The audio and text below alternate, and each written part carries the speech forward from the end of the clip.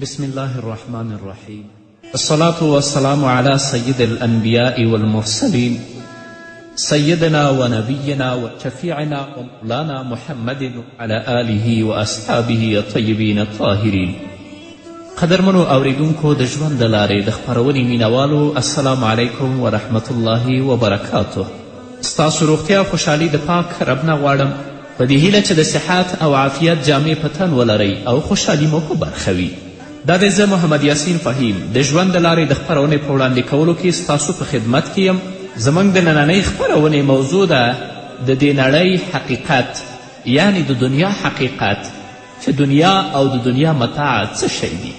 نو قدرمنو اوریدونکو، د نیکمرغي تله او د شیانو تقدیر دا ټول د الله رب العزت په کلام کې شته، او الله رب العزت دی چې هغه د شیانو او د اشیاو تقدیر لیکي. لکه چې رب العزت فرمایي: ولولا ان یکون الناس امة واحدة لجعلنا لمن یکفر بالرحمن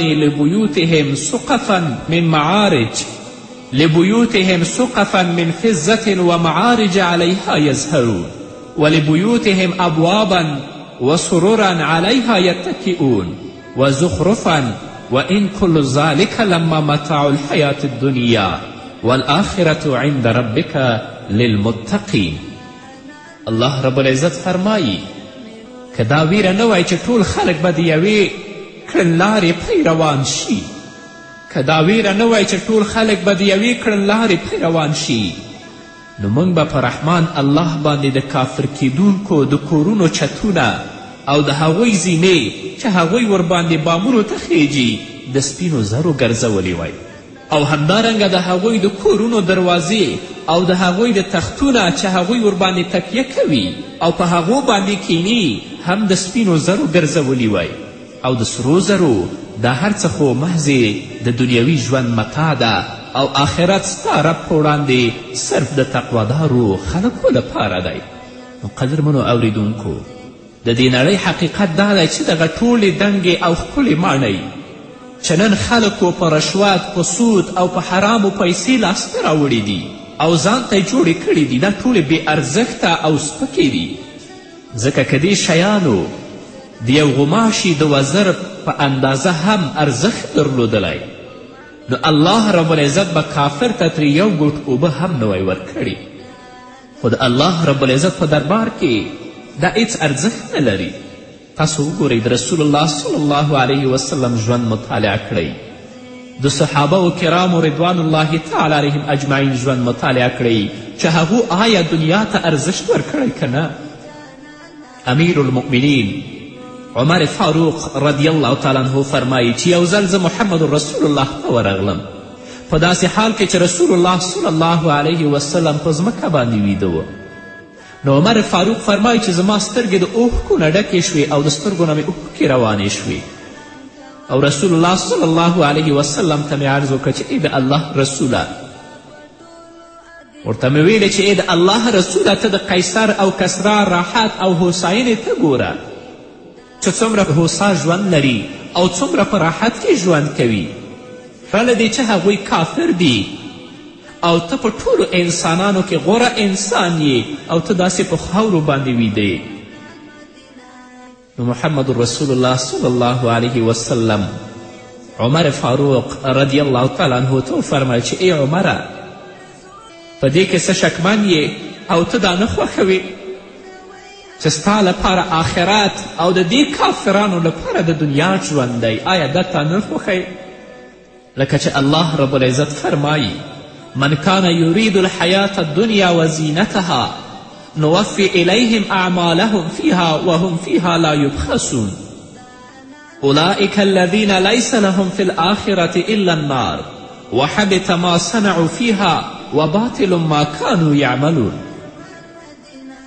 الله رب العزت فرمایي کوم خلک چې یوازې د همدې دنیا د ژوند او د هغې د ښکلاو غوښتونکي دي، د هغو د کړو وړو ټوله میوه موږ هم دلته ورکوو، یعنې په دنیا کې ورکوو، او په دې کې له هغو سره کمه کمی هم نه کیږي. خو په آخرت کې د دغه راز خلکو لپاره له اور پرته نور څه نشته، دوی به په اور او په جهنم کې پراته وي. هلته به معلومه شي چې کوم اعمال دوی په دنیا کې کړي، څه چې هغوی په دنیا کې کړي هغه ټول خاورې ایرې شول. اوس دغه ټول کړه وړه محض باطل دي.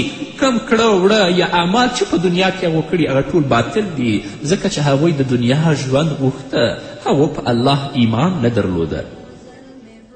نو قدرمنو اوریدونکو، که تاسې د الله له معرفت سره آشنایی او په عبادت کې بوخت اوسئ، نو تاسو ته د نیکمرغي او د خوشحالي کلي په لاس درغله. که څه هم تاسې په یوه جونګړه کې اوسیږئ او که تاسې په یوه ښکله ماڼۍ کې د مزدورانو ترمنځ ژوند کوئ او ټولې هیلې مو پوره وي، خو که تاسې د ګمراهي په لار روان یاست نو دغه شیان تاسې ته نیکمرغي نشي دربښلی او په داسې حال کې به ستاسې آخرت تباه وي او له نیکمرغي نه به بېبرخې یاست. نو دنیا هیڅ ارزش نه لري. تل لپاره د الله نه د آخرت د ښایسته ژوند او د هوساینې غوښتونکي اوسئ. هغه انسان چې د خپل رب وپیژنده او د خپل رب په وړاندې د بندګي سر ښکته که، نو نیکمرغي، خیر او برکت ټول به الله د دې انسان په برخه کي.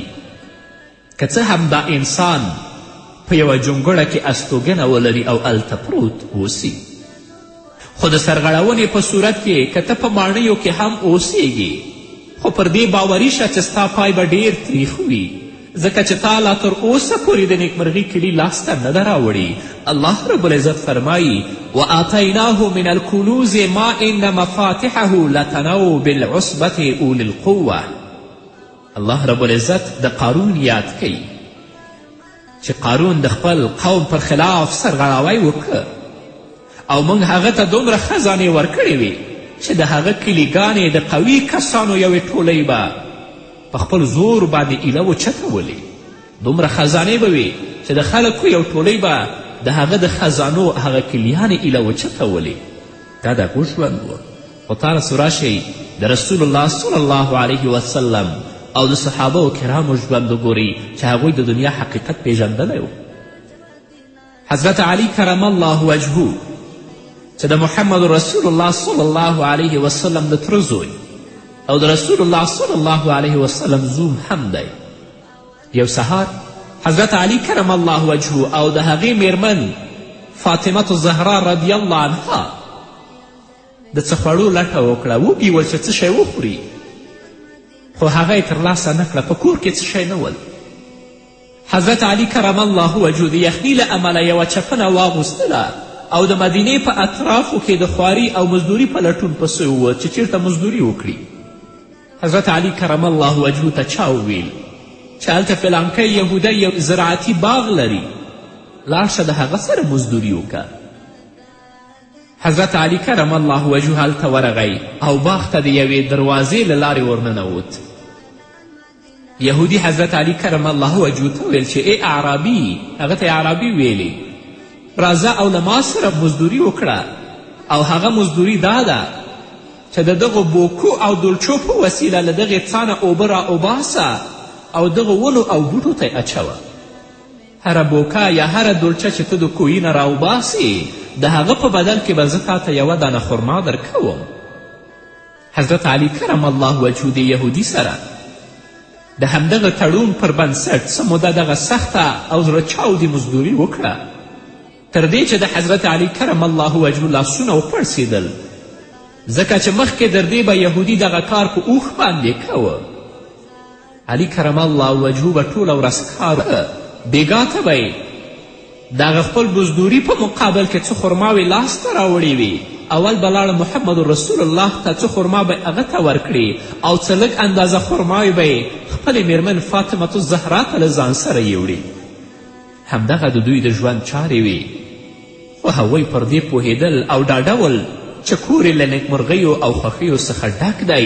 دنیا ته هغو د سره ارزښت نه ورکوه. دنیا حقیقت باندې هغوی پوه ول. هغوی د آخرت خوشحالي او د آخرت ژوند غوښت.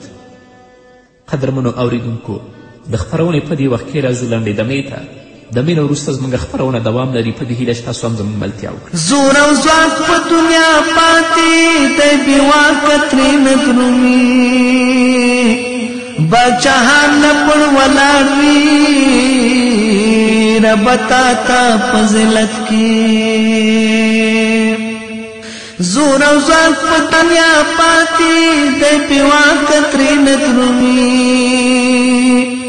بادشاهان لپړ ولاړ وي رب تا تا فضیلت کې. قدرمنو اوریدونکو بیا هم تاسو ته ښه راغلاست وایم. تاسو د قارون او د حامان ژوند مطالعه کړئ. هغوی د دنیا ژوند ته ژوند ویلی و آخرت پسې نه ګرځېدل. الله رب العزت یو ژوندی په خاورو ننیست او بل الله رب العزت لعنتي که.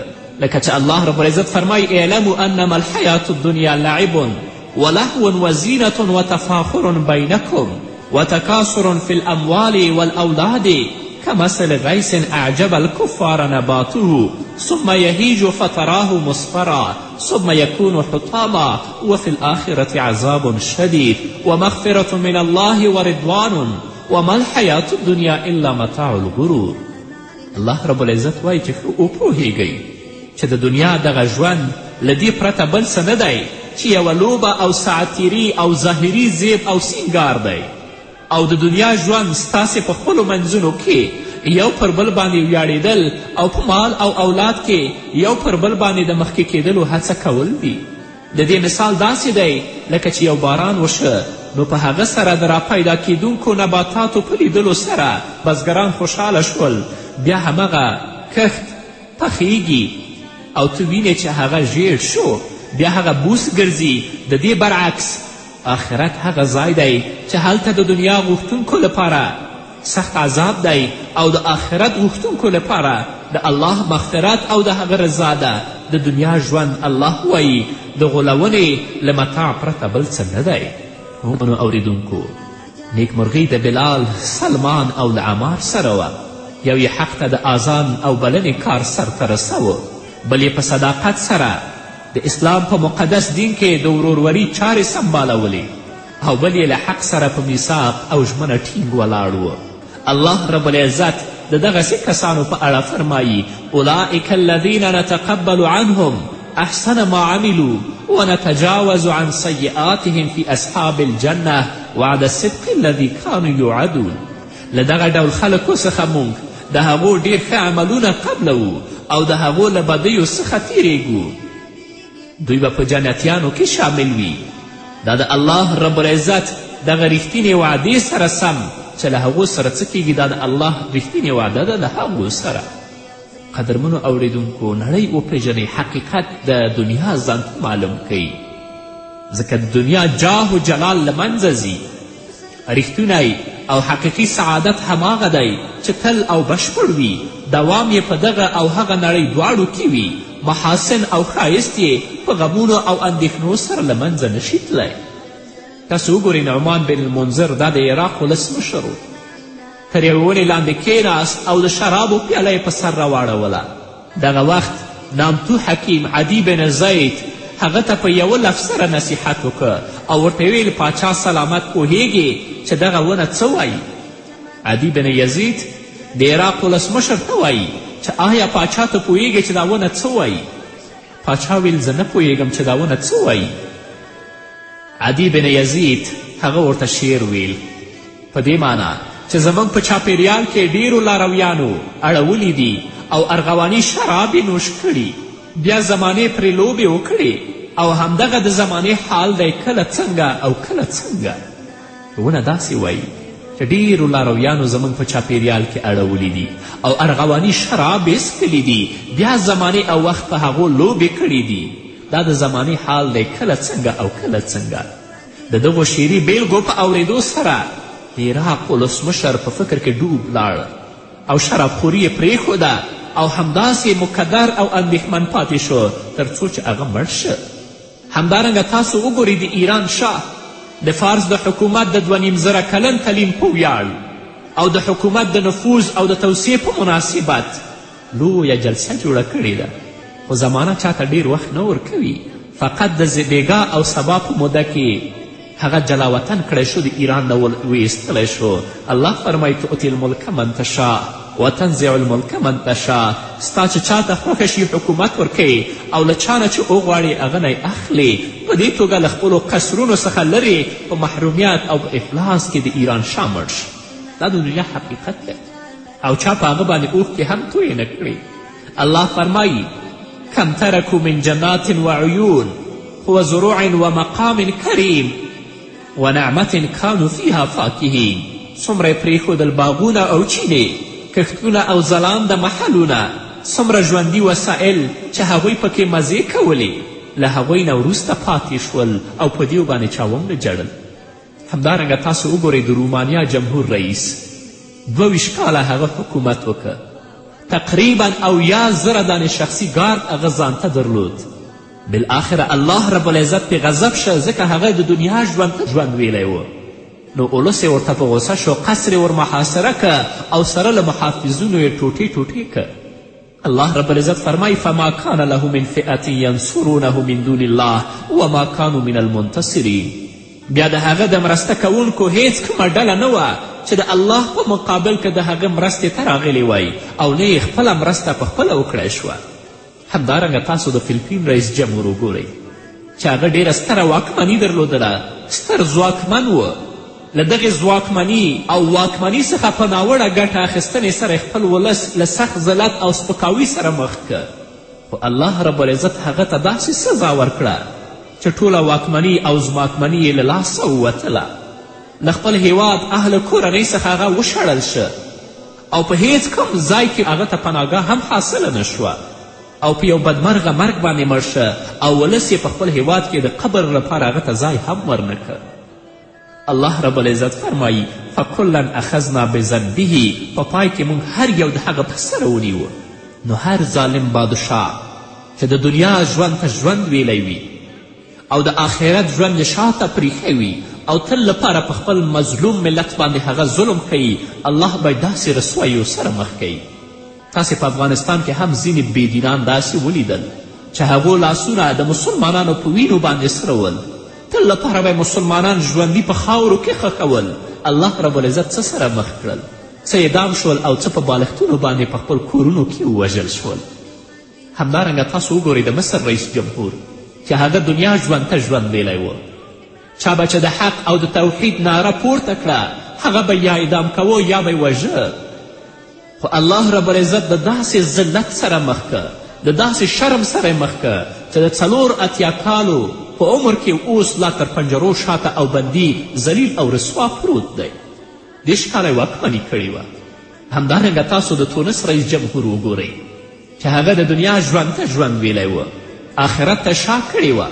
الله رب العزت په داسې شرم سره د خپل وطن نه جلا وطن که چې چا بیا په نړۍ کې هغه ته ځای نه ورکوه.